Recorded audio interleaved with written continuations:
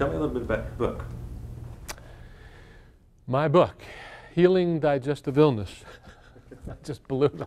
There it is really the work of my lifetime up till now. As I was diagnosed when I was 18, which was a long time ago, 30-something years ago, with colon cancer and then ulcerative colitis. So I was very motivated to find the solution to that problem. And what I found was that it was completely, totally caused by my diet, my bad diet, my poor diet, and making significant changes in that restored normal functioning. Everything was fine. All tests showed that I was completely back to normal. So that's what started me on my journey as a health educator, nutrition counselor. And the book is about a step-by-step process so that any other person with symptoms, for IBS, IBD, Crohn's, colitis, acid reflux, constipation, whatever the symptom is, there are 5 root causes. And so the book addresses those root causes, explains them very clearly, and then offers a step-by-step program, the same program I use in my private practice, so that you can repeat that, you can duplicate that, and get better. What is your private practice? I have a private practice in nutrition counseling. I've had that since 1980. And right now, I work exclusively with people who have digestive problems, kind of slowly evolved into that. And so probably the last 5 years, that's what I've been doing. And that really was what generated the book. About 2 years ago, I worked with a young man who had ulcerative colitis. He was a baseball player. I was a baseball player, way back. And when he told me his story, of course, he was still sick. It was like deja vu. And so in working with him, it was so wonderful to see so many similarities. And then I started to, the realization to me was, this is me. This young man, his name is Grant, is me. And this, would have been me, 30 years later. And that's when I had the idea to write the book. So that was 2 years ago. What's the one thing that you want someone to get, if you could, or 2 things that you want somebody to get out of reading this book? Because you don't remember everything you read. Right. Well, when you walk away, you're impacted by 1 or 2 things about it. What do you want? Right. Well, it's funny. That's a good question.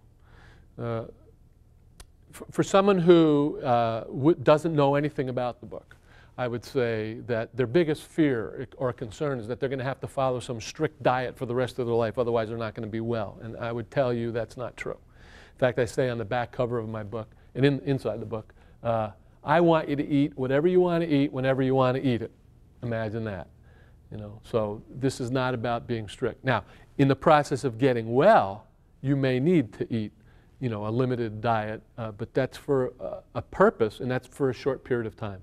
The goal of my book, the goal of my work, is to liberate people. To have, when your digestive system is working properly, you should be able to eat anything.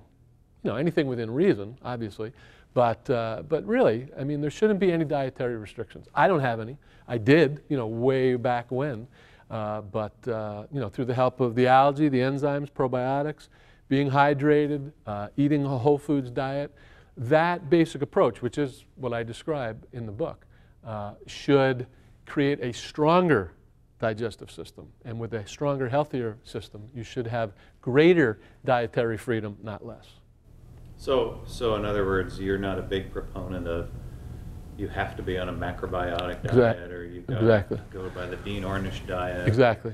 So the digestive disorders are probably one of the biggest contributors to ill health. Yes, in answer to that kind of your second comment, but to answer your first comment, which is really important, this is not a diet. I don't believe in diets. Diets don't work. For so many reasons, diets don't work. There isn't a diet that works for everybody. There are dietary principles that work for everybody. There are biological principles that are at work in our body, and as we've learned, in the choices that you make every day, you either complement those principles or you insult them. So the book goes to great lengths to explain that and help people figure that out. But outside of understanding some basic principles and understanding some basic practices like chewing your food, not eating late at night, not overeating, common sense things. Sitting down at meals. The whole point is that if you learn these things, if you do these things, you should be able to enjoy a wide variety of foods. And that's the hope. So it's not a particular diet, it's not the Russell diet or anything like that. That's actually a real refreshing perspective, because you. I hope so. You hear so much. Right. About how right. you should do the Mediterranean, you should do the right. Atkins, Right. Can you imagine a vegan on the Atkins diet? That wouldn't work. No, that wouldn't work. And actually, a lot of my clients are people who were on the Atkins diet. A lot of people who end up with constipation were people who tried the Atkins diet. I mean, it works for weird reasons to help people lose weight, but it's not a health promoting diet. You cannot stay on that. So it's not health inducing at all. And while we're talking about it, in the opposite way, I'm not a vegetarian, and I don't advocate vegetarianism other than for people who really want to do that. But my experience illustrates clearly that it's not easy to do. And if you're going to be healthy and choose to be a vegetarian, you can do it, but you really need to pay attention, you really need to study, you need to have some good teachers. John Robbins is a wonderful teacher. I think he's a great role model for people who want to choose that path. And I think it's right for some people, but it's not right for a lot of people. Even if they want to do it, spiritually or psychologically, physically, it just doesn't work for them. And when you look at dietary trends over history, over the last 10,000 years, there isn't a major civilization anywhere that didn't have small amounts of meat, chicken, fish in their diet. The problem in the modern diet is that it's too much meat, too much dairy, too much excess.